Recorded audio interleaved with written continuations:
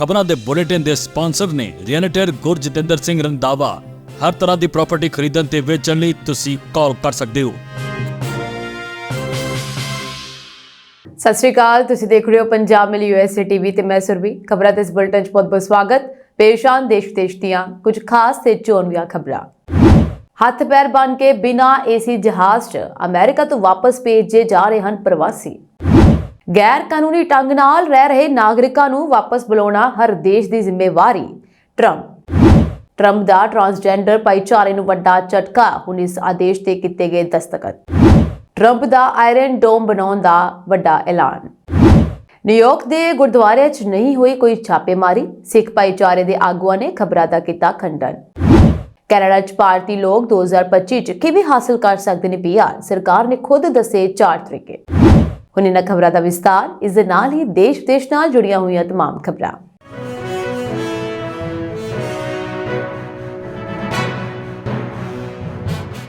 America ਤੋਂ deport ਕੀਤੇ ਗਏ 88 ਬ੍ਰਾਜ਼ੀਲ ਨਾਗਰਿਕਾਂ ਨਾਲ ਹੋਏ ਦੁਰਵਿਵਹਾਰ ਨੂੰ ਲੈ ਕੇ ਬ੍ਰਾਜ਼ੀਲ ਸਰਕਾਰ ਭੜਕ ਗਈ ਹੈ। ਬ੍ਰਾਜ਼ੀਲ ਨੇ ਦੋਸ਼ ਲਗਾਇਆ ਕਿ ਅਮਰੀਕਾ ਨੇ ਇਨ੍ਹਾਂ ਪ੍ਰਵਾਸੀਆਂ ਦੇ ਨਾਲ ਅਣਮਨੁੱਖੀ ਵਿਵਹਾਰ ਕੀਤਾ, ਜੋ ਕਿ ਮਨੁੱਖੀ ਅਧਿਕਾਰਾਂ ਦੀ ਗੰਭੀਰ ਉਲੰਘਣਾ ਹੈ। ਬ੍ਰਾਜ਼ੀਲ ਦੇ ਵਿਦੇਸ਼ ਮੰਤਰਾਲੇ ਨੇ ਕਿਹਾ ਕਿ ਉਹ ਇਸ ਮੁੱਦੇ ਤੇ ਅਮਰੀਕਾ ਤੋਂ ਸਪਸ਼ਟੀਕਰਨ ਮੰਗੇਗਾ। ਸ਼ੁੱਕਰਵਾਰ ਨੂੰ ਅਮਰੀਕਾ ਤੋਂ ਦੇਸ਼ ਨਿਕਾਲਾ ਦਿੱਤੇ ਗਏ ਨਾਗਰਿਕਾਂ ਨੂੰ ਲੈ ਕੇ ਇੱਕ ਜਹਾਜ਼ ਬ੍ਰਾਜ਼ੀਲ ਪਹੁੰਚਿਆ। 88 ਬ੍ਰਾਜ਼ੀਲ ਨਾਗਰਿਕਾਂ ਤੋਂ ਇਲਾਵਾ 16 ਅਮਰੀਕੀ ਸੁਰੱਖਿਆ ਅਧਿਕਾਰੀ ਅਤੇ 8 ਚਾਲਕ ਦਲ ਦੇ ਮੈਂਬਰ ਵੀ ਮੌਜੂਦ ਸਨ। ਯਾਤਰੀਆਂ ਨੇ ਦੋਸ਼ ਲਗਾਇਆ ਕਿ ਉਹਨਾਂ ਦੇ ਹੱਥ ਪੈਰ ਬੰਨੇ ਹੋਏ ਸਨ, ਜਹਾਜ਼ ਵਿੱਚ ਪਾਣੀ ਉਪਲਬਧ ਨਹੀਂ ਸੀ ਅਤੇ ਉਹਨਾਂ ਨੂੰ ਬਾਥਰੂਮ ਵੀ ਨਹੀਂ ਜਾਣ ਦਿੱਤਾ ਗਿਆ। 31 ਸਾਲਾਂ ਦੇ ਇੱਕ ਨੌਜਵਾਨ ਨੇ ਕਿਹਾ ਕਿ ਜੋ ਕਿ 7 ਮਹੀਨਿਆਂ ਲਈ ਅਮਰੀਕਾ ਵਿੱਚ ਹਿਰਾਸਤ 'ਚ ਸੀ। ਉਸਨੇ ਇਸ ਬਾਰੇ ਕਿਹਾ ਕਿ ਸਾਨੂੰ ਬਿਨਾਂ ਪਾਣੀ, ਬਿਨਾਂ ਬਾਥਰੂਮ ਅਤੇ ਗਰਮੀ ਨਾਲ ਭਰੇ ਇੱਕ ਜਹਾਜ਼ ਵਿੱਚ ਰੱਖਿਆ ਗਿਆ, ਜਿੱਥੇ ਕੁਝ ਯਾਤਰੀ ਬੇਹੋਸ਼ ਹੋ ਗਏ। 21 ਸਾਲ ਦੇ ਵੀ ਇੱਕ ਨੌਜਵਾਨ ਨੇ ਖੁਲਾਸਾ ਕੀਤਾ ਕਿ ਤਕਨੀਕੀ ਸਮੱਸਿਆ ਕਾਰਨ ਜਹਾਜ਼ ਦਾ 에ਅਰ ਕੰਡੀਸ਼ਨਰ 4 ਘੰਟਿਆਂ ਲਈ ਬੰਦ ਰਿਹਾ। ਯਾਤਰੀਆਂ ਨੇ ਕਿਹਾ ਕਿ ਉਹਨਾਂ ਦੇ ਨਾਲ ਅਪਰਾਧੀਆਂ ਵਰਗਾ ਸਲੂਕ ਕੀਤਾ ਗਿਆ। ਬ੍ਰਾਜ਼ੀਲ ਦੇ ਰਾਸ਼ਟਰਪਤੀ ਲੁਇਸ ਇਨਾਸੀਓ ਲੂਲਾ ਡਾਕਟਰ ਸਿਲਵਾ ਨੇ ਇਸ ਘਟਨਾ ਤੇ ਤੁਰੰਤ ਕਾਰਵਾਈ ਕੀਤੀ। ਉਹਨਾਂ ਨੇ ਪ੍ਰਵਾਸੀਆਂ ਨੂੰ ਸੁਰੱਖਿਅਤ ਉਹਨਾਂ ਦੇ ਘਰਾਂ ਤੱਕ ਪਹੁੰਚਾਉਣ ਦੇ ਲਈ ਹਵਾਈ ਸੈਨਾ ਦੇ ਜਹਾਜ਼ਾਂ ਦਾ ਪ੍ਰਬੰਧ ਕੀਤਾ। ਸੋਸ਼ਲ ਮੀਡੀਆ ਤੇ ਹੱਥਕੜੀ ਲਗਾਏ ਯਾਤਰੀਆਂ ਦੀਆਂ ਤਸਵੀਰਾਂ ਵਾਇਰਲ ਹੋਣ ਦੇ ਬਾਅਦ ਮਨੁੱਖੀ ਅਧਿਕਾਰ ਮੰਤਰੀ ਨੇ ਇਸ ਬਾਰੇ ਕਿਹਾ ਕਿ ਇਸ ਜਹਾਜ਼ ਵਿੱਚ ਔਟਿਜ਼ਮ ਨਾਲ ਪੀੜਿਤ ਬੱਚੇ ਵੀ ਸਨ ਅਤੇ ਉਹਨਾਂ ਦੇ ਨਾਲ ਵੀ ਇਸ ਤਰ੍ਹਾਂ ਦਾ ਵਤੀਰਾ ਅਸਵੀਕਾਰਯੋਗ ਹੈ। ਬ੍ਰਾਜ਼ੀਲ ਦੇ ਵਿਦੇਸ਼ ਮੰਤਰਾਲੇ ਨੇ ਅਮਰੀਕੀ ਕਾਰਵਾਈ ਨੂੰ ਮਨੁੱਖੀ ਅਧਿਕਾਰਾਂ ਦੀ ਅਣਦੇਖੀ ਦੱਸਿਆ ਅਤੇ ਇਸ ਮਾਮਲੇ ਵਿੱਚ ਜਵਾਬ ਮੰਗਣ ਦੀ ਯੋਜਨਾ ਬਣਾਈ ਹੈ। ਟਰੰਪ ਪ੍ਰਸ਼ਾਸਨ ਦੇ ਸੋਚ ਚੁੱਕਣ ਤੋਂ ਬਾਅਦ ਇਹ ਘਟਨਾ ਪਹਿਲੀ ਵਾਰ ਸਾਹਮਣੇ ਆਈ ਹੈ, ਜਿਸ ਨਾਲ ਦੋਵਾਂ ਦੇਸ਼ਾਂ ਦੇ ਸਬੰਧਾਂ ਵਿੱਚ ਤਣਾਅ ਪੈਦਾ ਹੋ ਗਿਆ ਹੈ। ਬ੍ਰਾਜ਼ੀਲ ਨੇ ਸਪਸ਼ਟ ਕਰ ਦਿੱਤਾ ਹੈ ਕਿ ਅਜਿਹਾ ਅਣਮਨੁੱਖੀ ਵਿਵਹਾਰ ਬਰਦਾਸ਼ਤ ਨਹੀਂ ਕੀਤਾ ਜਾਵੇਗਾ। ਰਾਸ਼ਟਰਪਤੀ ਡਾਕਟਰ ਸਿਲਵਾ ਨੇ ਕਿਹਾ ਕਿ ਸਰਕਾਰ ਆਪਣੇ ਨਾਗਰਿਕਾਂ ਦੇ ਸਨਮਾਨ ਅਤੇ ਅਧਿਕਾਰਾਂ ਦੀ ਰੱਖਿਆ ਲਈ ਹਰ ਸੰਭਵ ਕਦਮ ਚੁੱਕੇਗੀ। ਡੋਨਾਲਡ ਟਰੰਪ ਨੇ ਅਹੁਦਾ ਸੰਭਾਲਣ ਤੋਂ ਬਾਅਦ ਪਹਿਲੇ ਹਫ਼ਤੇ ਵਿੱਚ ਹੀ ਇਮੀਗ੍ਰੇਸ਼ਨ ਤੇ ਵੱਡੇ ਕਦਮ ਚੁੱਕੇ ਹਨ। US immigration and customs enforcement ਯਾਨੀ ICE ਨੇ ਇੱਕ ਪੋਸਟ ਵਿੱਚ ਦੱਸਿਆ ਹੈ ਕਿ ਉਸਨੇ ਅਮਰੀਕਾ ਦੇ ਵਿੱਚ 954 ਗ੍ਰਿਫਤਾਰੀਆਂ ਕੀਤੀਆਂ ਹਨ। ਇਸ ਦੌਰਾਨ ਟਰੰਪ ਪ੍ਰਸ਼ਾਸਨ ਨੇ ਕਿਹਾ ਹੈ ਕਿ ਇਹ ਹਰ ਦੇਸ਼ ਦੀ ਜ਼ਿੰਮੇਵਾਰੀ ਹੈ ਕਿ ਉਹ ਆਪਣੇ ਉਹਨਾਂ ਨਾਗਰਿਕਾਂ ਨੂੰ ਜਲਦੀ ਵਾਪਸ ਬੁਲਾਉਣ ਜੋ ਅਮਰੀਕਾ ਦੇ ਵਿੱਚ ਗੈਰ ਕਾਨੂੰਨੀ ਤੌਰ ਤੇ ਰਹਿ ਰਹੇ ਹਨ। ਅਮਰੀਕੀ ਵਿਦੇਸ਼ ਮੰਤਰੀ ਮਾਰਕੋ ਰੂਬੀਓ ਨੇ ਇੱਕ ਬਿਆਨ ਦੇ ਵਿੱਚ ਕਿਹਾ ਕਿ ਰਾਸ਼ਟਰਪਤੀ ਡੋਨਾਲਡ ਟਰੰਪ ਨੇ ਸਪਸ਼ਟ ਕਰ ਦਿੱਤਾ ਹੈ ਕਿ ਉਹਨਾਂ ਦੇ ਪ੍ਰਸ਼ਾਸਨ ਦੇ ਅਧੀਨ ਅਮਰੀਕਾ ਨੂੰ ਹੁਣ ਮੂਰਖ ਨਹੀਂ ਬਣਾਇਆ ਜਾਵੇਗਾ ਜਾਂ ਉਸ ਦਾ ਫਾਇਦਾ ਨਹੀਂ ਚੁੱਕਿਆ ਜਾ ਸਕੇਗਾ। ਇਸ ਦੌਰਾਨ ਪ੍ਰਧਾਨ ਮੰਤਰੀ ਨਰਿੰਦਰ ਮੋਦੀ ਨੇ ਫੋਨ ਤੇ ਡੋਨਾਲਡ ਟਰੰਪ ਦੇ ਨਾਲ ਗੱਲਬਾਤ ਵੀ ਕੀਤੀ। ਟਰੰਪ ਨੇ ਕਿਹਾ ਕਿ ਭਾਰਤ ਗੈਰ ਕਾਨੂੰਨੀ ਪ੍ਰਵਾਸੀਆਂ ਨੂੰ ਵਾਪਸ ਲੈਣ ਲਈ ਜੋ ਸਹੀ ਹੈ ਉਹ ਕਰੇਗਾ। ਰੂਬੀਓ ਨੇ ਕਿਹਾ ਕਿ ਇਹ ਹਰ ਦੇਸ਼ ਦੀ ਜ਼ਿੰਮੇਵਾਰੀ ਹੈ ਕਿ ਉਹ ਅਮਰੀਕਾ ਵਿੱਚ ਗੈਰ ਕਾਨੂੰਨੀ ਢੰਗ ਨਾਲ ਰਹਿ ਰਹੇ ਆਪਣੇ ਨਾਗਰਿਕਾਂ ਨੂੰ ਜਲਦੀ ਵਾਪਸ ਬੁਲਾ ਲਵੇ। ਉਹਨਾਂ ਦਾ ਇਹ ਬਿਆਨ ਉਸ ਘਟਨਾ ਤੋਂ ਇੱਕ ਦਿਨ ਬਾਅਦ ਆਇਆ ਜਿਸ ਵਿੱਚ ਅਮਰੀਕਾ ਤੋਂ ਕੋਲੰਬੀਆ ਵਿੱਚ ਗੈਰ ਕਾਨੂੰਨੀ ਪ੍ਰਵਾਸੀਆਂ ਨੂੰ ਵਾਪਸ ਭੇਜਣ ਦੀ ਪ੍ਰਕਿਰਿਆ ਤੇ ਵਿਵਾਦ ਹੋਇਆ ਸੀ। ਅਮਰੀਕੀ ਵਿਦੇਸ਼ ਮੰਤਰੀ ਨੇ ਕਿਹਾ ਹੈ ਕਿ ਕੋਲੰਬੀਆ ਦੇ ਰਾਸ਼ਟਰਪਤੀ ਗੁਸਤਾਵੋ ਪੈਟਰੋ ਨੇ ਕੋਲੰਬੀਆ ਦੇ ਪ੍ਰਵਾਸੀਆਂ ਨੂੰ ਲੈ ਕੇ ਜਾਣ ਵਾਲੇ ਅਮਰੀਕੀ ਫੌਜੀ ਜਹਾਜ਼ਾਂ ਨੂੰ ਉਡਾਨ ਭਰਨ ਦੀ ਇਜਾਜ਼ਤ ਦੇ ਦਿੱਤੀ ਹੈ, ਪਰ ਜਹਾਜ਼ ਦੇ ਹਵਾ ਦੇ ਵਿੱਚ ਉੱਡਣ ਤੋਂ ਬਾਅਦ ਉਹਨਾਂ ਨੇ ਇਜਾਜ਼ਤ ਰੱਦ ਕਰ ਦਿੱਤੀ। ਇਸ ਤੋਂ ਬਾਅਦ ਟਰੰਪ ਨੇ ਪੈਟਰੋ ਦੇ ਫੈਸਲੇ ਨੂੰ ਅਮਰੀਕਾ ਦੀ ਰਾਸ਼ਟਰੀ ਸੁਰੱਖਿਆ ਲਈ ਖਤਰਾ ਦੱਸਿਆ ਅਤੇ ਤੁਰੰਤ ਜਵਾਬੀ ਕਾਰਵਾਈ ਦਾ ਐਲਾਨ ਕੀਤਾ। ਉਸਨੇ ਕੋਲੰਬੀਆ ਤੋਂ ਆਉਣ ਵਾਲੇ ਸਮਾਨ ਤੇ 25% ਟੈਰਿਫ ਅਤੇ ਵੀਜ਼ਾ ਪਾਬੰਦੀਆਂ ਲਗਾਉਣ ਦਾ ਆਦੇਸ਼ ਦਿੱਤਾ, ਜਿਸ ਨੂੰ ਇੱਕ ਹਫ਼ਤੇ ਵਿੱਚ ਵਧਾ ਕੇ 50% ਕਰ ਦਿੱਤਾ ਜਾਵੇਗਾ। ਇਸ ਦੇ ਨਾਲ ਹੀ ਕੋਲੰਬੀਆ ਸਰਕਾਰ ਨੇ ਵੀ ਤੁਰੰਤ ਜਵਾਬ ਦਿੱਤਾ ਅਤੇ ਕਿਹਾ ਕਿ ਉਹ ਆਪਣੇ ਨਾਗਰਿਕਾਂ ਨੂੰ ਅਮਰੀਕਾ ਤੋਂ ਸਨਮਾਨਜਨਕ ਢੰਗ ਨਾਲ ਵਾਪਸ ਭੇਜਣ ਲਈ ਰਾਸ਼ਟਰਪਤੀ ਦਾ ਜਹਾਜ਼ ਭੇਜੇਗੀ। ਵਾਈਟ ਹਾਊਸ ਨੇ ਬਾਅਦ ਵਿੱਚ ਕਿਹਾ ਕਿ ਕੋਲੰਬੀਆ ਨੇ ਟਰੰਪ ਦੀਆਂ ਸਾਰੀਆਂ ਸ਼ਰਤਾਂ ਸਵੀਕਾਰ ਕਰ ਲਈਆਂ ਹਨ, ਜਿਸ ਵਿੱਚ ਅਮਰੀਕਾ ਤੋਂ ਦੇਸ਼ ਨਿਕਾਲਾ ਦਿੱਤੇ ਗਏ ਪ੍ਰਵਾਸੀਆਂ ਨੂੰ ਬਿਨਾਂ ਦੇਰੀ ਅਤੇ ਬਿਨਾਂ ਕਿਸੇ ਸ਼ਰਤ ਦੇ ਸਵੀਕਾਰ ਕਰਨਾ ਸ਼ਾਮਲ ਹੈ।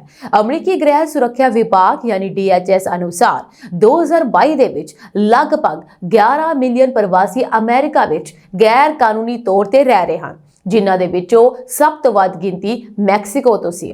2018 ਅਤੇ 2022 ਦੇ ਵਿਚਕਾਰ ਭਾਰਤ ਤੋਂ ਗੈਰ ਕਾਨੂੰਨੀ ਪ੍ਰਵਾਸੀਆਂ ਦੀ ਗਿਣਤੀ ਵਿੱਚ ਕਾਫੀ ਕਮੀ ਆਈ ਹੈ, ਜੋ ਕਿ 4 ਲੱਖ ਤੋਂ 2 ਲੱਖ ਤੱਕ ਹੋ ਗਈ ਹੈ।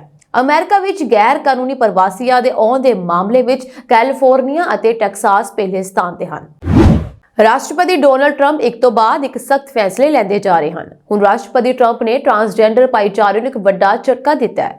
ਟਰੰਪ ਨੇ ਰੱਖਿਆ ਸਕੱਤਰ ਪੀਟ ਹੈਗਸੇਥ ਨੂੰ ਟਰਾਂਸਜੈਂਡਰ ਫੌਜਾਂ ਬਾਰੇ ਪੈਟਾਂਗਨ ਦੀ ਨੀਤੀ ਨੂੰ ਸੋਧਣ ਦਾ ਨਿਰਦੇਸ਼ ਦੇਣ ਵਾਲੇ ਇੱਕ ਕਾਰਜਕਾਰੀ ਆਦੇਸ਼ ਤੇ ਦਸਤਖਤ ਕੀਤੇ ਹਨ, ਜਿਸ ਨਾਲ ਉਹਨਾਂ ਦੀ ਫੌਜੀ ਸੇਵਾ ਤੇ ਭਵਿੱਖ ਵਿੱਚ ਪਾਬੰਦੀ ਲੱਗਣ ਦੀ ਸੰਭਾਵਨਾ ਹੈ।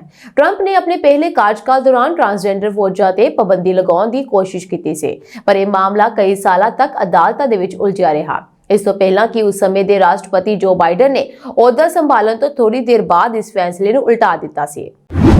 ਅਮਰੀਕਾ ਦੇ ਰਾਸ਼ਟਰਪਤੀ ਡੋਨਾਲਡ ਟਰੰਪ ਨੇ ਕਿਹਾ ਹੈ ਕਿ ਉਹ ਜਲਦੀ ਹੀ ਅਮਰੀਕਾ ਲਈ iron dome air defence system ਤਿਆਰ ਕਰਵਾਉਣਗੇ, ਜਿਸ ਨਾਲ ਅਮਰੀਕਾ ਨੂੰ ਦੁਸ਼ਮਣਾਂ ਤੋਂ ਬਚਣ ਵਿੱਚ ਮਦਦ ਮਿਲੇਗੀ। ਇਜ਼ਰਾਈਲ ਦੇ ਮਾਡਲ ਤੇ ਇਹ ਪ੍ਰਣਾਲੀ ਇਜ਼ਰਾਈਲ ਤੇ ਆਇਰਨ ਡੋਮ ਦੀ ਤਰਜ਼ ਤੇ ਬਣਾਈ ਜਾਵੇਗੀ, ਜੋ ਕਿ ਹਜ਼ਾਰਾਂ ਰਾਕੇਟ ਅਤੇ ਮਿਜ਼ਾਈਲਾਂ ਨੂੰ ਨਸ਼ਟ ਕਰਨ ਦੇ ਸਮਰੱਥ ਹੋਵੇਗੀ।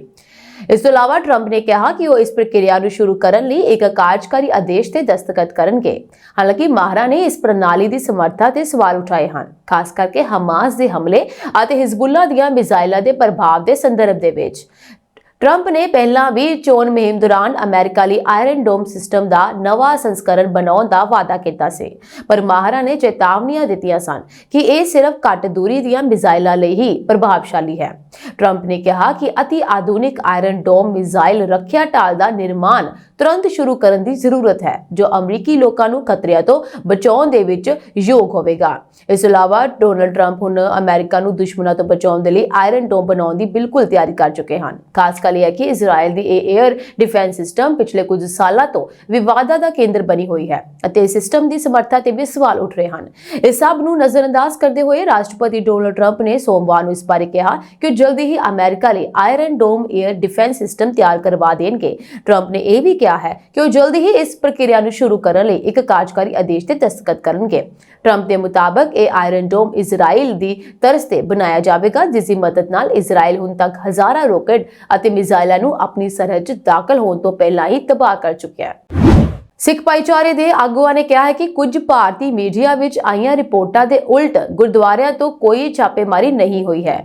ਨਿਊਯਾਰਕ ਦੇ ਰਿਚਮੰਡ ਹਿਲ ਗੁਰਦੁਆਰੇ ਦੇ ਵਿੱਚ ਮੌਜੂਦ ਸੁਖਜਿੰਦਰ ਸਿੰਘ ਨਿੱਜਰ ਨੇ ਇਸ ਬਾਰੇ ਕਿਹਾ, ਪ੍ਰਾਰਥਨਾ ਸੇਵਾਵਾਂ ਸ਼ਰਧਾ ਦੇ ਨਾਲ ਆਯੋਜਿਤ ਕੀਤੀਆਂ ਗਈਆਂ ਅਤੇ ਕਿਸੇ ਵੱਲੋਂ ਇਸ ਵਿੱਚ ਕੋਈ ਦਖਲਅੰਦਾਜ਼ੀ ਨਹੀਂ ਕੀਤੀ ਗਈ। ਇੱਥੇ ਦੱਸ ਦਈਏ ਕਿ ਖਬਰਾਂ ਆਈਆਂ ਸਨ ਕਿ ਅਮਰੀਕੀ ਗ੍ਰਹਿ ਸੁਰੱਖਿਆ ਵਿਭਾਗ ਦੇ ਸੁਰੱਖਿਆ ਅਧਿਕਾਰੀਆਂ ਨੇ ਗੈਰ ਕਾਨੂੰਨੀ ਪ੍ਰਵਾਸੀਆਂ ਦੀ ਜਾਂਚ ਕਰਨ ਲਈ ਨਿਊਯਾਰਕ ਅਤੇ ਨਿਊ ਜਰਸੀ ਦੇ ਗੁਰਦੁਆਰਿਆਂ ਦੇ ਵਿੱਚ ਛਾਪੇਮਾਰੀ ਕੀਤੀ ਹੈ। ਉਧਰ ਉਹਨਾਂ ਨੇ ਕਿਹਾ ਕਿ ਨਿਊਯਾਰਕ ਅਤੇ ਨਿਊ ਜਰਸੀ ਦੇ ਹੋਰ ਗੁਰਦੁਆਰਿਆਂ ਵਿੱਚ ਵੀ ਕੋਈ ਛਾਪੇਮਾਰੀ ਜਾਂ ਕੋਈ ਕਾਨੂੰਨ ਲਾਗੂ ਕਰਨ ਵਾਲੀ ਕਾਰਵਾਈ ਨਹੀਂ ਕੀਤੀ ਗਈ ਹੈ। ਉਹ ਤਟਵਰਤੀ ਉੱਤਰ ਪੂਰਬ ਦੀ ਨੁਮਾਇੰਦਗੀ ਕਰਨ ਵਾਲੀ ਸਿੱਖ ਭਾਈਚਾਰਕ ਸੁਸਾਇਟੀ ਨਾਲ ਜੁੜੇ ਹੋਏ ਹਨ ਅਤੇ ਇਸ ਦੀ ਜਨਤਕ ਅਤੇ ਮੀਡੀਆ ਕਮੇਟੀ ਦੇ ਚੇਅਰਮੈਨ ਹਨ।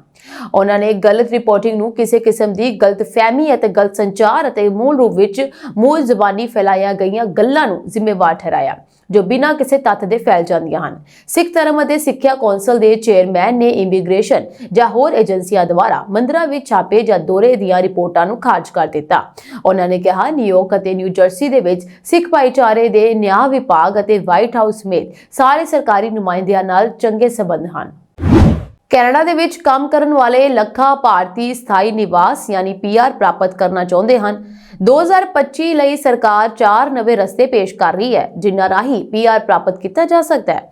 ਇਮੀਗ੍ਰੇਸ਼ਨ ਲੈਵਲ ਪਲਾਨ ਦੇ ਤਹਿਤ ਪੀਆਰ ਟੀਚੇ ਨੂੰ 4,85,000 ਤੋਂ ਘਟਾ ਕੇ 4,65,000 ਕਰਨ ਦੀ ਯੋਜਨਾ ਦੇ ਵਿਚਕਾਰ ਇਨ੍ਹਾਂ ਤਰੀਕਿਆਂ ਬਾਰੇ ਗੱਲ ਕੀਤੀ ਜਾ ਰਹੀ ਹੈ। ਹਰ ਰਸਤੇ ਨੂੰ ਇਸ ਤਰ੍ਹਾਂ ਤਿਆਰ ਕੀਤਾ ਗਿਆ ਹੈ ਕਿ ਇਸ ਨਾਲ ਜਿੰਨਾ ਵਰਕਰਾਂ ਦੀ ਕਮੀ ਦੇਸ਼ ਨੂੰ ਹੋ ਰਹੀ ਹੈ ਉਸ ਨੂੰ ਪੂਰਾ ਕੀਤਾ ਜਾ ਸਕੇ। ਸੋ ਕੈਨੇਡਾ ਨੇ ਹਾਲ ਹੀ ਦੇ ਵਿੱਚ ਵੀਜ਼ਾ ਤੋਂ ਲੈ ਕੇ ਪੀਆਰ ਤੱਕ ਦੇ ਨਿਯਮ ਨੂੰ ਸਖਤ ਕਰ ਦਿੱਤਾ ਹੈ, ਪਰ ਇਸ ਨੂੰ ਕੁਝ ਉਦਯੋਗਾਂ ਲਈ ਕਾਮਿਆਂ ਦੀ ਲੋੜ ਹੈ।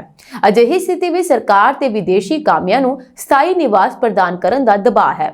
ਕੈਨੇਡਾ ਦੇ ਵਿੱਚ ਪੀਆਰ ਦੇ 4 ਰਸਤੇ enhanced caregiver pilot programme, rural community immigration pilot, francophone community immigration pilot ਅਤੇ Manitoba west central immigration initiative pilot ਹਨ। ਸੋ ਐਨਹਾਂਸਡ ਕੇਅਰਗਿਵਰ ਪਾਇਲਟ ਪ੍ਰੋਗਰਾਮ ਜੂਨ 2024 ਵਿੱਚ ਸ਼ੁਰੂ ਕੀਤੇ ਗਏ home child care provider pilot ਅਤੇ ਹੋਮ ਸਪੋਰਟ ਵਰਕਰ ਪਾਇਲਟ ਦੀ ਥਾਂ ਹੁਣ ਐਨਹਾਂਸਡ caregiver pilot programme ਲੈਣ ਵਾਲਾ ਹੈ। ਇਸ ਨਵੇਂ ਪੀਆਰ ਰੂਟ ਰਾਹੀਂ ਦੇਖਭਾਲ ਕਰਨ ਵਾਲੇ ਕਰਮਚਾਰੀਆਂ ਨੂੰ ਦੇਸ਼ ਵਿੱਚ ਦਾਖਲ ਹੋਣ ਦੀ ਆਗਿਆ ਹੋਵੇਗੀ। ਦੇਖਭਾਲ ਕਰਨ ਵਾਲੇ ਕਰਮਚਾਰੀ ਆਮ ਤੌਰ ਤੇ ਹਸਪਤਾਲਾਂ ਅਤੇ ਕੇਅਰ ਹੋਮ ਵਿੱਚ ਬਜ਼ੁਰਗਾਂ ਅਤੇ ਬਿਮਾਰ ਲੋਕਾਂ ਦੀ ਸੇਵਾ ਕਰਦੇ ਹਨ। ਇਸ ਤੋਂ ਅਗਲਾ ਹੈ ਜੀ IRCC 2025 ਦੇ ਵਿੱਚ ਪੇਂਡੂ ਭਾਈਚਾਰਕ ਇਮੀਗ੍ਰੇਸ਼ਨ ਪਾਇਲਟ ਲਾਂਚ ਕਰਨ ਲਈ ਤਿਆਰ ਹੈ। ਇਸ ਪ੍ਰੋਗਰਾਮ ਰਾਹੀਂ ਛੋਟੇ ਅਤੇ ਪਿਛੜੇ ਖੇਤਰਾਂ ਵਿੱਚ ਕਾਮਿਆਂ ਦੀ ਘਾਟ ਨੂੰ ਪੂਰਾ ਕੀਤਾ ਜਾਵੇਗਾ। ਜੇਕਰ ਕਿਸੇ ਕੋਲ ਸਥਾਨਕ ਕਿਰਤ ਬਾਜ਼ਾਰ ਵਿੱਚ ਮੰਗ ਅਨੁਸਾਰ ਹੁਨਰ ਹੈ ਜਾਂ ਉਹ ਕੈਨੇਡਾ ਦੇ ਪੇਂਡੂ ਅਤੇ ਪਛੜੇ ਹੋਏ ਖੇਤਰਾਂ ਦੇ ਵਿੱਚ ਲੰਬੇ ਸਮੇਂ ਲਈ ਰਹਿਣ ਦੇ ਲਈ ਤਿਆਰ ਹੈ ਤਾਂ ਸਰਕਾਰ ਉਸ ਨੂੰ ਸਥਾਈ ਨਿਵਾਸ ਦੇਣ ਲਈ ਜਾ ਰਹੀ ਹੈ। ਇਸ ਤੋਂ ਇਲਾਵਾ ਫ੍ਰੈਂਕੋਫੋਨ ਕਮਿਊਨਿਟੀ ਇਮੀਗ੍ਰੇਸ਼ਨ ਪਾਇਲਟ ਦਾ ਉਦੇਸ਼ ਕਿਊਬੈਕ ਤੋਂ ਬਾਹਰ ਉਹਨਾਂ ਲੋਕਾਂ ਨੂੰ ਵਸਾਉਣਾ ਹੈ ਜੋ ਅੰਗਰੇਜ਼ੀ ਅਤੇ ਫ੍ਰੈਂਚ ਦੋਵੇਂ ਜਾਣਦੇ ਹਨ। ਕੈਨੇਡਾ ਦੇ ਵਿੱਚ ਅੰਗਰੇਜ਼ੀ ਅਤੇ ਫ੍ਰੈਂਚ ਦੋਵੇਂ ਭਾਸ਼ਾਵਾਂ ਬੋਲੀਆਂ ਜਾਂਦੀਆਂ ਹਨ। ਇਹ ਪ੍ਰੋਗਰਾਮ ਫ੍ਰੈਂਚ ਬੋਲਣ ਵਾਲੇ ਖੇਤਰਾਂ ਵਿੱਚ ਉਹਨਾਂ ਲੋਕਾਂ ਨੂੰ ਮੁੜ ਵਸਾਉਣ ਦੇ ਲਈ ਪੇਸ਼ ਕੀਤਾ ਗਿਆ ਹੈ ਜੋ ਉੱਥੋਂ ਦੀ ਆਰਥਿਕਤਾ ਵਿੱਚ ਯੋਗਦਾਨ ਪਾ ਸਕਦੇ ਹਨ।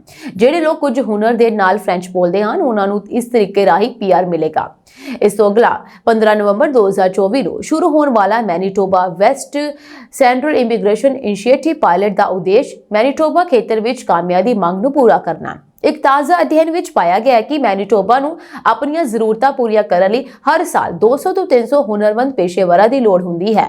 ਇਸ ਪ੍ਰੋਗਰਾਮ ਦਾ ਉਦੇਸ਼ ਉਹਨਾਂ ਲੋਕਾਂ ਨੂੰ ਆਕਰਸ਼ਿਤ ਕਰਨਾ ਹੈ ਜੋ ਸੂਬੇ ਵਿੱਚ ਰਹਿਣਾ ਚਾਹੁੰਦੇ ਹਨ। ਅੰਤਰਰਾਸ਼ਟਰੀ ਪ੍ਰਵਾਸ ਸੰਗਠਨ ਯਾਨੀ IOM ਨੇ ਦੱਸਿਆ ਹੈ ਕਿ ਪਿਛਲੇ ਹਫ਼ਤੇ ਲੀਬੀਆ ਦੇ ਤੱਟ ਤੇ 1313 ਪ੍ਰਵਾਸੀਆਂ ਨੂੰ ਬਚਾਇਆ ਗਿਆ। IOM ਨੇ ਇੱਕ ਬਿਆਨ ਵਿੱਚ ਕਿਹਾ ਕਿ 19 ਤੋਂ 25 ਜਨਵਰੀ ਤੱਕ 1313 ਪ੍ਰਵਾਸੀਆਂ ਨੂੰ ਰੋਕਿਆ ਗਿਆ ਅਤੇ ਲੀਬੀਆ ਵਾਪਸ ਭੇਜ ਦਿੱਤਾ ਗਿਆ। IOM ਨੇ ਕਿਹਾ ਕਿ ਪ੍ਰਵਾਸੀਆਂ ਦੇ ਵਿੱਚ 160 ਤੋਂ ਵੱਧ ਔਰਤਾਂ ਅਤੇ 60 ਤੋਂ ਵੱਧ ਬੱਚੇ ਸ਼ਾਮਲ ਸਨ। ਉਹਨਾਂ ਨੇ ਕਿਹਾ ਕਿ 2 ਪ੍ਰਵਾਸੀਆਂ ਦੀਆਂ ਲਾਸ਼ਾਂ ਬਰਾਮਦ ਕੀਤੀਆਂ ਗਈਆਂ ਹਨ।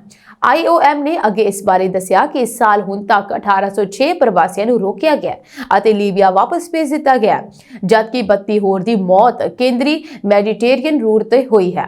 2011 ਦੇ ਵਿੱਚ ਮਰਹੂਮ ਨੇਤਾ ਮੁਅੰਮਰ ਗਦਾਫੀ ਦੇ ਪਤਨ ਤੋਂ ਬਾਅਦ ਦੇਸ਼ ਵਿੱਚ ਅਸੁਰੱਖਿਆ ਅਤੇ ਹਫੜਾ ਦਫੜੀ ਦੇ ਕਾਰਨ ਬਹੁਤ ਸਾਰੇ ਪ੍ਰਵਾਸੀਆਂ, ਜਿਨ੍ਹਾਂ ਵਿੱਚੋਂ ਜ਼ਿਆਦਾਤਰ ਅਫਰੀਕੀ ਸਨ, ਉਹਨਾਂ ਨੇ ਲੀਬੀਆ ਤੋਂ ਯੂਰਪੀ ਕਿਨਾਰਿਆਂ ਤੋਂ ਭੂ-ਮੱਧ ਸਾਗਰ ਪਾਰ ਕਰਨ ਦੀ ਕੋਸ਼ਿਸ਼ ਕੀਤੀ ਹੈ। ਅਮਰੀਕਾ ਦੇ ਜਨਤਕ ਸਿਹਤ ਅਧਿਕਾਰੀਆਂ ਨੂੰ ਵਿਸ਼ਵ ਸਿਹਤ ਸੰਗਠਨ ਨਾਲ ਤੁਰੰਤ ਪ੍ਰਭਾਵ ਨਾਲ ਕੰਮ ਕਰਨਾ ਬੰਦ ਕਰਨ ਲਈ ਕਿਹਾ ਹੈ। ਐਤਵਾਰ ਰਾਤ ਨੂੰ US centres for disease control and prevention ਯਾਨੀ CDC ਦੇ ਇੱਕ ਅਧਿਕਾਰੀ ਨੇ ਜੌਨ ਕਿੰਗਸੋਂਗ ਨੇ ਸੀਨੀਅਰ ਏਜੰਸੀ ਆਗੂਆਂ ਨੂੰ ਇੱਕ ਮੈਮੋ ਭੇਜਿਆ ਜਿਸ ਵਿੱਚ ਕਿਹਾ ਗਿਆ ਸੀ ਕਿ WHO ਨਾਲ ਕੰਮ ਕਰਨ ਵਾਲੇ ਸਾਰੇ ਏਜੰਸੀ ਸਟਾਫ ਨੂੰ ਤੁਰੰਤ ਇਸ ਨਾਲ ਸਹਿਯੋਗ ਕਰਨਾ ਬੰਦ ਕਰ ਦੇਣਾ ਚਾਹੀਦਾ ਹੈ ਅਤੇ ਅਗਲੇ ਨਿਰਦੇਸ਼ ਦੀ ਉਡੀਕ ਕਰੋ।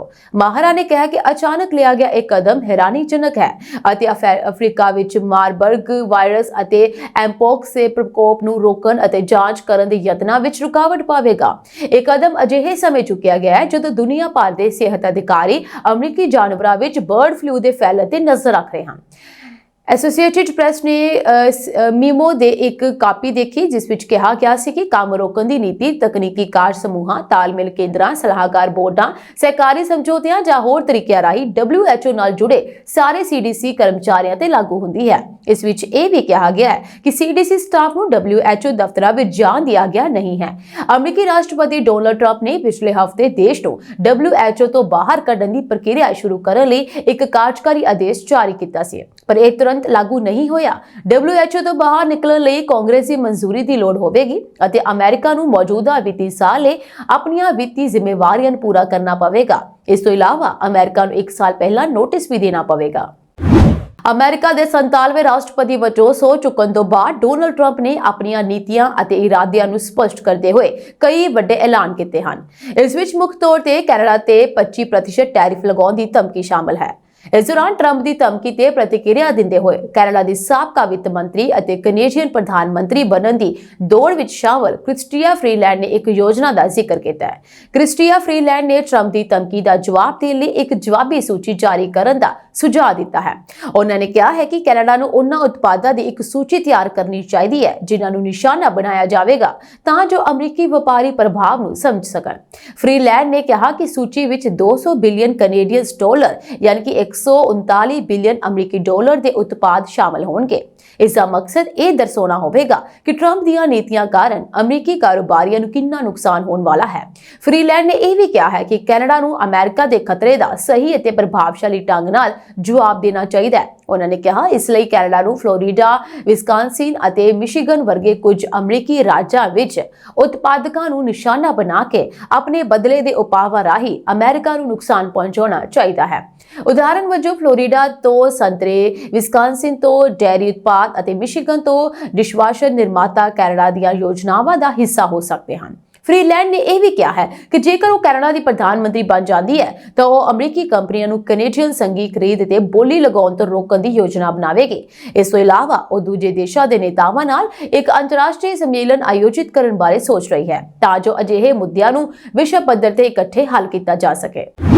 ਪ੍ਰਧਾਨ ਮੰਤਰੀ ਜਸਟਿਨ ਟਰੂਡੋ ਆਪਣੇ ਵਿਦਾਇਗੀ ਤੋਂ ਪਹਿਲਾਂ ਸੈਨੇਟ ਵਿੱਚ 10 ਨਵੇਂ ਮੈਂਬਰਾਂ ਦੀ ਨਾਮਜ਼ਦਗੀ ਕਰ ਸਕਦੇ ਹਨ। ਸੀਬੀਸੀ ਦੀ ਰਿਪੋਰਟ ਮੁਤਾਬਕ ਭਵਿੱਖ ਦੇ ਸੈਨੇਟ ਮੈਂਬਰ ਨਿਯੁਕਤ ਕਰਨ ਦੀ ਪ੍ਰਕਿਰਿਆ ਪਹਿਲਾਂ ਹੀ ਚੱਲ ਰਹੀ ਹੈ ਅਤੇ ਟਰੂਡੋ ਦੇ ਅਹੁਦਾ ਛੱਡਣ ਤੋਂ ਪਹਿਲਾਂ ਮੁਕੰਮਲ ਕਰਨ ਦੇ ਯਤਨ ਕੀਤੇ ਜਾ ਰਹੇ ਹਨ। ਕੈਨੇਡੀਅਨ ਸੰਸਦ ਦੇ ਉੱਪਰਲੇ ਸਦਨ ਵਿੱਚ ਕੁੱਲ 105 ਮੈਂਬਰ ਸੀਟਾਂ ਹਨ ਅਤੇ ਮੌਜੂਦਾ ਸੈਨੇਟਰਸ ਵਿੱਚੋਂ ਸਿਰਫ 12 ਇਸ ਵੇਲੇ ਕੰਜ਼ਰਵੇਟਿਵ ਪਾਰਟੀ ਨਾਲ ਸੰਬੰਧਿਤ ਦੱਸੇ ਜਾ ਰਹੇ ਹਨ। ਕੰਜ਼ਰਵੇਟਿਵ ਪਾਰਟੀ ਦੇ ਸੈਨੇਟ ਮੈਂਬਰ ਕਲੋਡ ਕ੍ਰੀਨੀਅਨ ਨੇ ਦੱਸਿਆ ਕਿ ਖੁਦ ਮੁਖਤਿਆਰ ਸੈਨੇਟ ਦੀ ਵਕਾਲਤ ਕਰਨ ਵਾਲਾ ਸ਼ਖਸ ਲਿਬਰਲ ਪਾਰਟੀ ਦੇ ਹਮਾਇਤੀ ਮੈਂਬਰਾਂ ਦੀ ਨਿਯੁਕਤੀ ਨਾਲ ਆਪਣਾ ਸਿਆਸੀ ਸਫ਼ਰ ਖਤਮ ਕਰਨਾ ਚਾਹੁੰਦਾ ਹੈ। ਉਹਨਾਂ ਨੇ ਮੰਨਿਆ ਕਿ ਪ੍ਰਧਾਨ ਮੰਤਰੀ ਕੋਲ ਸੈਨੇਟ ਮੈਂਬਰ ਨਿਯੁਕਤ ਕਰਨ ਦੀ ਤਾਕਤ ਹੁੰਦੀ ਹੈ ਪਰ ਟਰੂਡੋ ਵੱਲੋਂ ਅਸਤੀਫੇ ਦਾ ਐਲਾਨ ਕੀਤਾ ਜਾ ਚੁੱਕਿਆ ਹੈ ਜਿਸ ਨੂੰ ਵੇਖਦਿਆਂ ਇਹਨਾਂ ਨਿਯੁਕਤੀਆਂ ਨੂੰ ਜਾਇਜ਼ ਨਹੀਂ ਠਹਿਰਾਇਆ ਜਾ ਸਕਦਾ। ਦੱਸ ਦਈਏ ਕਿ ਟਰੂਡੋ ਦੇ ਸੱਤਾ ਸੰਭਾਲਣ ਵੇਲੇ ਸੈਨੇਟ ਵਿੱਚ 22 ਸੀਟਾਂ ਖਾਲੀ ਸਨ ਪਰ ਹੁਣ ਤੱਕ ਉਹ 90 ਸੈਨੇਟ ਮੈਂਬਰ ਨਿਯੁਕਤ ਕਰ ਚੁੱਕੇ ਹਨ ਪਰ ਸੇਵਾ ਮੁਕਤੀਆਂ ਹੋਣ ਕਾਰਨ 2 ਫਰਵਰੀ ਤੋਂ 10 ਸੀਟਾਂ ਖਾਲੀ ਹੋ ਜਾਣਗੀਆਂ। ਦਿਲਚਸਪ ਗੱਲ ਇਹ ਹੈ ਕਿ ਜਸਟਿਨ ਟਰੂਡੋ ਲਿਬਰਲ ਪਾਰਟੀ ਦੇ ਸਾਬਕਾ ਐਮਪੀਸ ਨੂੰ ਵੀ ਸੈਨੇਟ ਮੈਂਬਰ ਨਿਯੁਕਤ ਕਰ ਚੁੱਕੇ ਹਨ ਜਦਕਿ ਕਿਊਬੈਕ, ਨਿਊ ਬ੍ਰੰਜ਼ਵਿਕ ਅਤੇ ਨੋਵਾ ਸਕੋਸ਼ੀਆ ਦੇ ਸਾਬਕਾ ਵਿਧਾਇਕਾਂ ਨੂੰ ਵੀ ਅਤੀਤ ਵਿੱਚ ਸੈਨੇਟ ਮੈਂਬਰ ਨਿਯੁਕਤ ਕੀਤਾ ਗਿਆ। ਇਸ ਤੋਂ ਇਲਾਵਾ ਲਿਬਰਲ ਪਾਰਟੀ ਨੂੰ ਸਿਆਸੀ ਚੰਦਾ ਦੇਣ ਵਾਲੇ ਵੀ ਸੈਨੇਟ ਮੈਂਬਰ ਬਣੇ। ਮਿਸਾਲ ਵਜੋਂ ਮੁਹੰਮਦ ਖੈਰ ਅਲ ਜ਼ੈਬਕ ਲਿਬਰਲ ਪਾਰਟੀ, ਕੰਜ਼ਰਵੇਟਿਵ ਪਾਰਟੀ ਅਤੇ ਐਨਡੀਪੀ ਤਿੰਨੋਂ ਪ੍ਰਮੁੱਖ ਪਾਰਟੀਆਂ ਨੂੰ ਚੰਦਾ ਦਿੰਦੇ ਆਏ ਹਨ ਅਤੇ ਟਰੂਡੋ ਦੇ ਵੱਲੋਂ ਉਹਨਾਂ ਨੂੰ ਸੈਨੇਟ ਮੈਂਬਰ ਨਿਯੁਕਤ ਕੀਤਾ ਗਿਆ। ਸਿਆਸਤ ਦੇ ਜਾਣਕਾਰਾਂ ਦਾ ਕਹਿਣਾ ਹੈ ਕਿ ਆਮ ਚੋਣਾਂ ਦੌਰਾਨ ਕੰਜ਼ਰਵੇਟਿਵ ਪਾਰਟੀ ਦੀ ਜਿੱਤ ਹੁੰਦੀ ਹੈ ਤਾਂ ਕਈ ਸੈਨੇਟ ਮੈਂਬਰ ਪਾਲਾ ਬਦਲ ਕੇ ਟੋਰੀਆਂ ਦੀ ਹਮਾਇਤ ਵਿੱਚ ਜਾ ਸਕਦੇ ਹਨ। ਅੱਜ ਸ਼ੇਅਰ ਬਾਜ਼ਾਰ ਵਿੱਚ ਆਈ ਗਿਰਾਵਟ ਆਖਰੀ ਹੈ। ਇਸ ਉੱਤੇ ਇੱਕ ਸਵਾਲ ਪੈਦਾ ਹੋ ਰਿਹਾ ਹੈ ਪਰ ਜੇਕਰ ਇੱਥੋਂ ਬਾਜ਼ਾਰ ਹੇਠਾਂ ਚਲਾ ਜਾਂਦਾ ਹੈ ਤਾਂ ਸਥਿਤੀ ਹੋਰ ਵੀ ਭਿਆਨਕ ਹੋ ਸਕਦੀ ਹੈ ਕਿਉਂਕਿ ਅਕਤੂਬਰ 2024 ਤੋਂ ਸ਼ੁਰੂ ਹੋਈ ਗਿਰਾਵਟ ਦੀ ਪ੍ਰਕਿਰਿਆ ਅਜੇ ਵੀ ਜਾਰੀ ਹੈ। ਦਰਅਸਲ ਬਹੁਤ ਸਾਰੇ ਤਕਨੀਕੀ ਮਾਹਰ ਇਹ ਮੰਨ ਰਹੇ ਹਨ ਕਿ 22,800 ਅੰਕ ਨਿਫਟੀ ਲਈ ਇੱਕ ਮਜ਼ਬੂਤ ਸਮਰਥਨ ਹੈ। ਇਸ ਵੇਲੇ ਬਾਜ਼ਾਰ ਆਪਣੇ ਸਮਰਥਨ ਤੇ ਪਹੁੰਚ ਗਿਆ ਹੈ। ਅਜਿਹੀ ਸਥਿਤੀ ਵਿੱਚ ਜੇਕਰ ਬਾਜ਼ਾਰ 22,800 ਅੰਕਾਂ ਤੇ ਸਮਰਥਨ ਲੈਂਦਾ ਹੈ ਤਾਂ ਹੌਲੀ-ਹੌਲੀ ਰਿਕਵਰੀ ਦੇਖੀ ਜਾ ਸਕਦੀ ਹੈ ਪਰ ਜੇਕਰ ਨਿਫਟੀ 22,800 ਦਾ ਸਮਰਥਨ ਤੋੜਦਾ ਹੈ ਤਾਂ ਬਾਜ਼ਾਰ ਹੋਰ ਫਿਸਲ ਸਕਦਾ ਹੈ ਜਿਸ ਤੋਂ ਬਾਅਦ ਬਾਜ਼ਾਰ 22,000 ਅੰਕਾਂ ਦੀ ਵੀ ਜਾਂਚ ਕਰ ਸਕਦਾ ਹੈ। ਇਸ ਸਮੇਂ ਸ਼ੇਅਰ ਬਾਜ਼ਾਰ ਵਿੱਚ ਆਈ ਤੇਜ਼ ਗਿਰਾਵਟ ਕਾਰਨ ਨਿਵੇਸ਼ਕਾਂ ਵਿੱਚ ਘਬਰਾਹਟ ਹੈ। ਜੇਕਰ ਅਸੀਂ ਨਿਫਟੀ ਦੀ ਗੱਲ ਕਰੀਏ ਤਾਂ ਇਹ ਆਪਣੇ ਉੱਚੇ ਪੱਧਰ ਤੋਂ ਲਗਭਗ 3400 ਅੰਕ ਯਾਨੀ ਕਿ 14 ਤੋਂ 15% ਡਿੱਗ ਗਿਆ ਹੈ। ਨਿਫਟੀ ਦਾ 52 ਹਫ਼ਤਿਆਂ ਦਾ ਉੱਚ ਪੱਧਰ 26,277 ਅੰਕ ਸੀ ਜਿੱਥੋਂ ਸੂਚਕਾਂਕ 22,850 ਤੋਂ ਹੇਠਾਂ ਆ ਗਿਆ। ਇਸ ਨਾਲ ਹੀ ਸੈਂਸੈਕਸ ਆਪਣੇ ਉੱਚੇ ਪੱਧਰ ਤੋਂ 10,000 ਅੰਕ ਡਿੱਗ ਗਿਆ ਹੈ। ਸੈਂਸੈਕਸ ਦੇ 52 ਹਫ਼ਤਿਆਂ ਦਾ ਉੱਚ ਪੱਧਰ 85,000 ਤੋਂ ਵੀ ਜ਼ਿਆਦਾ ਸੀਗਾ ਅਤੇ ਇਹ ਵਰਤਮਾਨ ਦੇ ਵਿੱਚ 75,470 ਅੰਕਾਂ ਤੇ ਕਾਰੋਬਾਰ ਕਰ ਰਿਹਾ ਹੈ। ਅੱਜ ਦੀ ਗਿਰਾਵਟ ਕਾਰਨ ਹੀ ਨਿਵੇਸ਼ਕਾਂ ਨੂੰ ਲਗਭਗ 11 ਲੱਖ ਕਰੋੜ ਰੁਪਏ ਦਾ ਨੁਕਸਾਨ ਹੋਇਆ। ਚੀਨ ਨੇ ਆਰਟੀਫੀਸ਼ੀਅਲ ਇੰਟੈਲੀਜੈਂਸ ਦੀ ਦੌੜ ਵਿੱਚ ਵੱਡੀ ਛਾਲ ਮਾਰੀ ਹੈ ਅਜਿਹਾ ਲੱਗ ਰਿਹਾ ਸੀ ਕਿ ਅਮਰੀਕੀ ਕੰਪਨੀਆਂ ਇਸ ਦੌੜ ਵਿੱਚ ਕਿਸੇ ਵੀ ਹੋਰ ਦੇਸ਼ ਨਾਲੋਂ ਬਹੁਤ ਅੱਗੇ ਸਨ, ਪਰ ਚੀਨ ਨੇ ਇੱਕ ਵੱਡੀ ਚਾਲ ਚਲਾਈ ਹੈ। ਚੀਨ ਨੇ ਇਸ ਸੈਗਮੈਂਟ ਵਿੱਚ DeepSeek RI ਪੇਸ਼ ਕੀਤਾ ਹੈ, ਜੋ ਕਿ ਇੱਕ ਤਰਕਸ਼ੀਲ ਮਾਡਲ ਹੈ। DeepSeek R1 ਦੀ ਪ੍ਰਸਿੱਧੀ ਦਾ ਮੁੱਖ ਕਾਰਨ ਇਸ ਦੀ ਘੱਟ ਕੀਮਤ ਹੈ। ਚੀਨ ਦੇ ਇਸ ਵੱਡੇ ਐਲਾਨ ਨੇ ਅਮਰੀਕੀ IT ਕੰਪਨੀਆਂ ਵਿੱਚ ਹਲਚਲ ਮਚਾ ਦਿੱਤੀ ਹੈ, ਜਿਸ ਦਾ ਸਿੱਧਾ ਅਸਰ ਸਟਾਕ ਮਾਰਕੀਟ ਤੇ ਪੈ ਰਿਹਾ ਹੈ। ਖਾਸ ਕਰਕੇ ਨੈਸਡੈਕ ਵਿੱਚ ਭਾਰੀ ਗਿਰਾਵਟ ਦੇਖਣ ਨੂੰ ਮਿਲ ਰਹੀ ਹੈ। ਹੁਣ ਭਾਰਤੀ ਕੰਪਨੀਆਂ ਵੀ ਇਸ ਤੋਂ ਅਛੂਤੀਆਂ ਨਹੀਂ ਹਨ। DeepSeek R1 ਨੂੰ ਵਧੀਆ ਤਰਕਸ਼ੀਲਤਾ ਅਤੇ ਵਿਸ਼ਲੇਸ਼ਣਾਤਮਕ ਸਮਰੱਥਾਵਾਂ ਲਈ ਤਿਆਰ ਕੀਤਾ ਗਿਆ ਹੈ। ਇਸ ਕੰਪਨੀ ਦਾ ਮੁੱਖ ਦਫ਼ਤਰ ਚੀਨ ਦੇ ਹਾਂਗਜ਼ੂ ਸ਼ਹਿਰ ਵਿੱਚ ਹੈ। ਇਹ ਕੰਪਨੀ 2023 ਵਿੱਚ ਲਿਆਂਗ ਵੇਨਫੇਂਗ ਦੁਆਰਾ ਸ਼ੁਰੂ ਕੀਤੀ ਗਈ ਸੀ। ਅਮਰੀਕਾ ਲਈ ਇੱਕ ਵੱਡਾ ਝਟਕਾ ਕਿਉਂ ਹੈ? ਇੱਕ ਵੀ ਸਵਾਲ ਪੈਦਾ ਹੁੰਦਾ ਹੈ ਕਿ ਜਿੱਥੇ OpenAI ਦੀ ਕੀਮਤ ਪ੍ਰਤੀ ਮਿਲੀਅਨ ਇਨਪੁਟ ਟੋਕਨ $15 ਅਤੇ ਪ੍ਰਤੀ ਮਿਲੀਅਨ ਆਊਟਪੁੱਟ ਟੋਕਨ $60 ਹੈ, ਇਸ ਦੇ ਨਾਲ ਹੀ DeepSeek R1 ਦੀ ਕੀਮਤ ਪ੍ਰਤੀ ਮਿਲੀਅਨ ਇਨਪੁਟ ਟੋਕਨ ਸਿਰਫ $0.55 ਅਤੇ ਪ੍ਰਤੀ ਮਿਲੀਅਨ ਆਊਟਪੁੱਟ ਟੋਕਨ $2 ਹੈ। ਕੰਪਨੀ ਦਾ ਕਹਿਣਾ ਹੈ ਕਿ ਇਸ AI ਮਾਡਲ ਨੂੰ ਬਣਾਉਣ ਵਿੱਚ ਉਹਨਾਂ ਨੂੰ ਸਿਰਫ 2 ਮਹੀਨੇ ਲੱਗੇ, ਜਿੱਥੇ ਅਮਰੀਕੀ ਕੰਪਨੀਆਂ ਸਾਲਾਂ ਤੋਂ ਜੁੜੀਆਂ ਹੋਈਆਂ ਹਨ। SpaceX ਅਤੇ ਟੈਸਲਾ ਦੇ ਮਾਲਕ ਐਲੋਨ ਮਸਕ ਨੇ ਇੱਕ ਵੱਡੀ ਤਕਨੀਕੀ ਕ੍ਰਾਂਤੀ ਵੱਲ ਇੱਕ ਕਦਮ ਚੁੱਕਿਆ ਹੈ। ਉਹਨਾਂ ਨੇ ਐਲਾਨ ਕੀਤਾ ਹੈ ਕਿ ਹੁਣ ਮੋਬਾਈਲ ਫੋਨ ਬਿਨਾਂ ਕਿਸੇ ਮੋਬਾਈਲ ਟਾਵਰ ਦੇ ਸਿੱਧੇ ਸੈਟੇਲਾਈਟ ਨਾਲ ਜੁੜ ਜਾਣਗੇ। ਸਟਾਰਲਿੰਕ ਦੀ ਨਵੀਂ ਡਾਇਰੈਕਟਰ ਟੂ ਸੇਲ ਸੈਟੇਲਾਈਟ ਸੇਵਾ ਦੀ ਬੀਟਾ ਟੈਸਟਿੰਗ ਸ਼ੁਰੂ ਹੋ ਗਈ ਹੈ। ਇਹ ਸੇਵਾ ਮੋਬਾਈਲ ਨੈਟਵਰਕ ਦੇ ਖੇਤਰ ਵਿੱਚ ਵੱਡੀ ਤਬਦੀਲੀ ਦਾ ਸੰਕੇਤ ਹੈ ਅਤੇ ਇਹ ਨਵੀਂ ਤਕਨੀਕ ਮੋਬਾਈਲ ਟਾਵਰਾਂ ਦੀ ਲੋੜ ਨੂੰ ਖਤਮ ਕਰ ਸਕਦੀ ਹੈ। ਡਾਇਰੈਕਟ ਟੂ ਸੈਲ ਸਰਵਿਸ ਇੱਕ ਅਜਿਹੀ ਤਕਨੀਕ ਹੈ ਜੋ ਸਮਾਰਟਫੋਨ ਨੂੰ SpaceX ਤੇ ਸਟਾਰਲਿੰਕ ਸੈਟੇਲਾਈਟ ਨੂੰ ਨੈਟਵਰਕ ਨਾਲ ਸਿੱਧਾ ਜੋੜ ਦੇਵੇਗੀ। ਇਸ ਲਈ ਜ਼ਮੀਨ ਤੇ ਰਵਾਇਤੀ ਮੋਬਾਈਲ ਨੈਟਵਰਕ ਟਾਵਰ ਲਗਾਉਣ ਦੀ ਲੋੜ ਨਹੀਂ ਹੋਵੇਗੀ। ਇਹ ਸੇਵਾ ਖਾਸ ਤੌਰ ਤੇ ਉਹਨਾਂ ਖੇਤਰਾਂ ਲਈ ਗੇਮ ਚੇਂਜਰ ਸਾਬਤ ਹੋ ਸਕਦੀ ਹੈ ਜਿੱਥੇ ਕੋਈ ਮੋਬਾਈਲ ਨੈਟਵਰਕ ਕਵਰੇਜ ਨਹੀਂ ਹੈ, ਜਿਵੇਂ ਕਿ ਦੂਰ ਦੁਰਾਡੇ ਦੇ ਪਿੰਡੂ ਖੇਤਰ, ਸਮੁੰਦਰੀ ਖੇਤਰ ਤੇ ਪਹਾੜੀ ਖੇਤਰ। ਇਹ ਸਮਾਰਟਫੋਨ ਸਟਾਰਲਿੰਕ ਦੇ ਲੋ ਅਰਥ ਔਰਬਿਟ ਯਾਨੀ ਲਿਓ ਸੈਟੇਲਾਈਟਸ ਨਾਲ ਸਿੱਧੇ ਕਨੈਕਟ ਹੋਣਗੇ, ਇਸ ਲਈ ਕਿਸੇ ਵੱਖਰੇ ਸੈਟੇਲਾਈਟ ਫੋਨ ਦੀ ਲੋੜ ਨਹੀਂ ਹੋਵੇਗੀ। ਇਸ ਸੇਵਾ ਜ਼ਰੀਏ ਮੋਬਾਈਲ ਫੋਨ ਨੈਟਵਰਕ ਹਰ ਜਗ੍ਹਾ ਉਪਲਬਧ ਹੋਵੇਗਾ, ਭਾਵੇਂ ਉਹ ਰੇਗਿਸਤਾਨ, ਸੰਘਣਾ ਜੰਗਲ ਜਾਂ ਸਮੁੰਦਰ ਹੋਵੇ। ਮੋਬਾਈਲ ਟਾਵਰ ਲਗਾਉਣਾ ਅਤੇ ਸਾਂਭ ਸੰਭਾਲ ਕਰਨਾ ਮਹਿੰਗਾ ਹੈ। ਇਸ ਸੇਵਾ ਜ਼ਰੀਏ ਖਰਚੇ ਘੱਟ ਹੋਣਗੇ ਅਤੇ ਨੈਟਵਰਕ ਤੇਜ਼ੀ ਨਾਲ ਫੈਲੇਗਾ। ਪੂਰਬੀ ਏਸ਼ੀਆਈ ਦੇਸ਼ ਲਾਓਸ ਵਿੱਚ ਭਾਰਤੀ ਦੂਤਕਾਰ ਨੇ 67 ਭਾਰਤੀ ਨਾਗਰਿਕਾਂ ਨੂੰ ਰਿਹਾ ਕਰਵਾਇਆ, ਜਿਨ੍ਹਾਂ ਤੋਂ ਜ਼ਬਰਦਸਤੀ ਇੱਕ ਸਾਈਬਰ ਅਪਰਾਧ ਦੇ ਅੱਡੇ ਤੇ ਕੰਮ ਕਰਵਾਇਆ ਜਾ ਰਿਹਾ ਸੀ। ਵਿਅਤਨਾਮ ਵਿੱਚ ਭਾਰਤੀ ਦੂਤਕਾਰ ਨੇ ਇੱਕ ਰਿਲੀਜ਼ ਵਿੱਚ ਕਿਹਾ ਹੈ ਕਿ ਬਚਾਏ ਗਏ ਸਾਰੇ ਭਾਰਤੀ ਨੌਜਵਾਨ ਹਨ ਅਤੇ ਉਹਨਾਂ ਨੂੰ ਲਾਓਸ ਦੇ ਬੋਕਾਈਵੋ ਸੂਬੇ ਵਿੱਚ golden triangle special economic zone ਵਿੱਚ ਇੱਕ ਅਪਰਾਧੀ ਗਿਰੋਹ ਦੁਆਰਾ ਚਲਾਏ ਜਾ ਰਹੇ ਇੱਕ ਕਾਲ ਸੈਂਟਰ ਵਿੱਚ ਕੰਮ ਕਰਨ ਲਈ ਮਜਬੂਰ ਕੀਤਾ ਗਿਆ ਸੀ। ਦੂਤਕਾਰ ਨੇ ਬਿਆਨ 'ਚ ਕਿਹਾ ਹੈ ਕਿ ਇਨ੍ਹਾਂ ਭਾਰਤੀ ਨੌਜਵਾਨਾਂ ਨੂੰ ਉੱਥੇ ਸਫਲਤਾਪੂਰਵਕ ਰਿਹਾ ਕਰਵਾਇਆ ਗਿਆ। ਇਸ ਵਿੱਚ ਕਿਹਾ ਗਿਆ ਹੈ ਕਿ ਨੌਜਵਾਨਾਂ ਨੇ ਦੂਤਕਾਰ ਤੋਂ ਮਦਦ ਦੀ ਮੰਗ ਕੀਤੀ ਸੀ। ਉਹਨਾਂ ਦੀ ਬੇਨਤੀ ਤੇ ਤੁਰੰਤ ਕਾਰਵਾਈ ਕਰਦਿਆਂ ਲਾਓਸ ਦੇ ਅਧਿਕਾਰੀਆਂ ਦੀ ਮਦਦ ਨਾਲ ਉਹਨਾਂ ਨੂੰ ਬਚਾਇਆ ਗਿਆ। ਉਹਨਾਂ ਨੂੰ ਉੱਥੋਂ ਵਿਅਤਨਾਮ ਲਿਆਂਦਾ ਗਿਆ ਹੈ। ਉੱਥੇ ਹੀ ਭਾਰਤੀ ਦੂਤਕਾਰ ਉਹਨਾਂ ਦੀ ਰਿਹਾਇਸ਼ ਅਤੇ ਹੋਰ ਲੋੜੀਂਦੀਆਂ ਸਹੂਲਤਾਂ ਦਾ ਪ੍ਰਬੰਧ ਕੀਤਾ ਗਿਆ। ਭਾਰਤੀ ਰਾਜਦੂਤ ਪ੍ਰਸ਼ਾਂਤ ਅਗਰਵਾਲ ਨੇ ਨੌਜਵਾਨਾਂ ਦੇ ਨਾਲ ਮੁਲਾਕਾਤ ਕੀਤੀ ਅਤੇ ਉਹਨਾਂ ਦਾ ਹਾਲ-ਚਾਲ ਪੁੱਛਿਆ ਅਤੇ ਉਹਨਾਂ ਨੂੰ ਸੁਰੱਖਿਅਤ ਘਰ ਵਾਪਸ ਭੇਜਣ ਲਈ ਪੂਰੀ ਮਦਦ ਦਾ ਭਰੋਸਾ ਦਿੱਤਾ। ਦੂਤਕਾਰ ਉਹਨਾਂ ਦੀ ਸਹਾਇਤਾ ਲਈ ਆਊਸ਼ੀਅਨ ਅਧਿਕਾਰੀਆਂ ਨਾਲ ਗੱਲਬਾਤ ਤੇ ਲਗਾਤਾਰ ਸੰਪਰਕ ਵਿੱਚ ਹਨ। ਉੱਥੇ ਦੇ ਭਾਰਤੀ ਦੂਤਕਾਰ ਨੇ ਹੁਣ ਤੱਕ 924 ਭਾਰਤੀ ਨਾਗਰਿਕਾਂ ਨੂੰ ਵੱਖ-ਵੱਖ ਸਥਿਤੀਆਂ ਤੋਂ ਬਚਾਇਆ ਹੈ ਅਤੇ ਇਹਨਾਂ ਦੇ ਵਿੱਚੋਂ 857 ਨੂੰ ਸੁਰੱਖਿਅਤ ਭਾਰਤ ਭੇਜ ਦਿੱਤਾ ਹੈ। ਓਨਟਾਰੀਓ ਦੇ ਹੈਮਿਲਟਨ ਸ਼ਹਿਰ ਵਿੱਚ ਇੱਕ ਬਹੁ-ਮੰਜ਼ਿਲਾ ਰਿਹਾਇਸ਼ੀ ਇਮਾਰਤ ਵਿੱਚ ਅੱਗ ਲੱਗਣ ਕਾਰਨ 2 ਬੱਚਿਆਂ ਸਣੇ 3 ਜਣਿਆਂ ਦੀ ਮੌਤ ਹੋ ਗਈ। ਪੀਅਰ ਟਾਵਰ ਅਪਾਰਟਮੈਂਟਸ ਦੀ ਪਹਿਲੀ ਮੰਜ਼ਿਲ ਤੇ ਸਵੇਰੇ ਤਕਰੀਬਨ 10:15 ਵਜੇ ਅੱਗ ਲੱਗਣ ਦੀ ਇਤਲਾਹ ਮਿਲਣ ਮਗਰੋਂ ਫਾਇਰ ਫਾਈਟਰਸ ਮੌਕੇ ਤੇ ਪੁੱਜੇ। ਹੈਮਿਲਟਨ ਦੇ ਫਾਇਰ ਚੀਫ ਨੇ ਇਸ ਬਾਰੇ ਦੱਸਿਆ ਕਿ ਅੱਗ ਬੁਝਾਊ ਦਸਤੇ ਦੇ ਮੈਂਬਰ ਇਮਾਰਤ ਵਿੱਚ ਦਾਖਲ ਹੋਏ ਤਾਂ ਸੰਘਣਾ ਧੂੰਆਂ ਨਿਕਲ ਰਿਹਾ ਸੀ ਅਤੇ ਵੱਡੀ ਗਿਣਤੀ ਵਿੱਚ ਲੋਕ ਇਮਾਰਤ ਛੱਡ ਕੇ ਬਾਹਰ ਆਉਣਾ ਚਾਹੁੰਦੇ ਸਨ। ਇਸ ਮਗਰੋਂ ਲੋਕਾਂ ਨੂੰ ਪੌੜੀਆਂ ਰਾਹੀਂ ਬਾਹਰ ਆਉਣ ਵਿੱਚ ਮਦਦ ਕੀਤੀ ਗਈ, ਪਰ ਸੰਬੰਧਿਤ ਅਪਾਰਟਮੈਂਟ ਵਿੱਚ ਮੌਜੂਦ 2 ਬੱਚਿਆਂ ਅਤੇ ਇੱਕ ਬਾਲਗ ਨੂੰ ਬਚਾਇਆ ਨਾ ਜਾ ਸਕਿਆ। ਕਲਿਫ ਤੇ ਅੱਗੇ ਦੱਸਿਆ ਕਿ ਸੰਬੰਧਿਤ ਅਪਾਰਟਮੈਂਟ ਵਿੱਚੋਂ ਅੱਗ ਦੀਆਂ ਲਾਟਾਂ ਨਿਕਲ ਰਹੀਆਂ ਸਨ ਅਤੇ ਫਾਇਰ ਫਾਈਟਰਸ ਵੱਲੋਂ ਅੰਦਰ ਦਾਖਲ ਹੋਣ ਦੇ ਮੁੱਢਲੇ ਯਤਨ ਨਾਕਾਮ ਰਹੇ। ਮੁੜ ਕੋਸ਼ਿਸ਼ ਕਰਦਿਆਂ ਫਾਇਰ ਫਾਈਟਰਸ ਨੇ ਅੱਗ ਬੁਝਾ ਦਿੱਤੀ ਅਤੇ ਅਪਾਰਟਮੈਂਟ ਅੰਦਰ ਦਾਖਲ ਹੋਏ ਤਾਂ ਸਭ ਕੁਝ ਬਰਬਾਦ ਹੋ ਚੁੱਕਿਆ ਸੀ। 2 ਬੱਚੇ ਅੱਗ ਵਿੱਚ ਸੜ ਗਏ ਸੀ ਜਦਕਿ ਇੱਕ ਬਾਲਗ ਵੀ ਖਤਮ ਹੋ ਗਿਆ। ਪੁਲਿਸ ਜਾਂ ਫਾਇਰ ਫਾਈਟਰਸ ਵੱਲੋਂ ਮਰਨ ਵਾਲਿਆਂ ਦੇ ਰਿਸ਼ਤੇ ਬਾਰੇ ਫਿਲਹਾਲ ਕੋਈ ਜ਼ਿਕਰ ਨਹੀਂ ਕੀਤਾ ਗਿਆ। ਉਧਰ ਪੈਰਾਮੈਡਿਕਸ ਨੇ ਦੱਸਿਆ ਹੈ ਕਿ ਕੁੱਲ 12 ਜਾਣਿਆਂ ਨੂੰ ਹਸਪਤਾਲ ਦਾਖਲ ਕਰਵਾਇਆ ਗਿਆ ਹੈ, ਜਿਨ੍ਹਾਂ ਵਿੱਚੋਂ 4 ਦੀ ਹਾਲਤ ਬੇहद ਗੰਭੀਰ ਦੱਸੀ ਜਾ ਰਹੀ ਹੈ। ਜ਼ਖਮੀਆਂ ਦੀ ਉਮਰ 1 ਮਹੀਨੇ ਦੇ ਬੱਚੇ ਤੋਂ ਲੈ ਕੇ 70 ਸਾਲ ਦੇ ਬਜ਼ੁਰਗ ਤੱਕ ਹੈ ਅਤੇ ਅੱਗ ਬੁਝਾਉਣ ਦੀ ਪ੍ਰਕਿਰਿਆ ਦੌਰਾਨ ਕੋਈ ਫਾਇਰ ਫਾਈਟਰਸ ਜ਼ਖਮੀ ਨਹੀਂ ਹੋਇਆ। ਬਹੁ ਮੰਜ਼ਲਾ ਇਮਾਰਤ ਦੀ ਪਹਿਲੀ ਮੰਜ਼ਲ ਤੇ ਸਭ ਤੋਂ ਵੱਧ ਨੁਕਸਾਨ ਦੱਸਿਆ ਜਾ ਰਿਹਾ ਹੈ ਕਿ ਕੁਝ ਲੋਕਾਂ ਨੂੰ ਰਾਤ ਘਰੋਂ ਬਾਹਰ ਕੱਟਣੀ ਪਈ। ਰੈੱਡ ਕਰਾਸ ਵੱਲੋਂ ਪੀੜਿਤ ਲੋਕਾਂ ਨੂੰ ਆਸਰਾ ਮੁਹੱਈਆ ਕਰਵਾਇਆ ਗਿਆ, ਜਿਨ੍ਹਾਂ ਨੂੰ ਟਿਕਾਣਿਆਂ ਤੇ ਲਿਜਾਣ ਲਈ ਹੈਮਿਲਟਨ ਸਟਰੀਟ ਰੇਲਵੇ ਦੀਆਂ ਬੱਸਾਂ ਪੁੱਜੀਆਂ ਹੋਈਆਂ ਸਨ। ਹੈਮਿਲਟਨ ਦੀ ਮੇਅਰ ਨੇ ਅੱਗ ਲੱਗਣ ਦੀ ਘਟਨਾ ਦੌਰਾਨ ਹੋਏ ਜਾਨੀ ਨੁਕਸਾਨ ਤੇ ਡੂੰਘਾ ਦੁੱਖ ਦਾ ਪ੍ਰਗਟਾਵਾ ਵੀ ਕੀਤਾ। ਇਹ ਸਾਂਝੀ ਦੇਸ਼ ਨਾਲ ਜੁੜੀਆਂ ਹੋਈਆਂ ਕੁਝ ਖਾਸ ਤੇ ਚੋਣਵੀਆਂ ਖਬਰਾਂ। ਹੋਰ ਅਪਡੇਟਸ ਨਾਲ ਜੁੜੇ ਰਹਿਣ ਦੇ ਲਈ ਤੁਸੀਂ ਬਨੇ ਰਹੋ ਜੀ ਪੰਜਾਬ ਮਿਲ USA TV ਦੇ ਨਾਲ। ਤੁਹਾਡੇ ਸਭ ਦਾ ਬਹੁਤ-ਬਹੁਤ ਧੰਨਵਾਦ।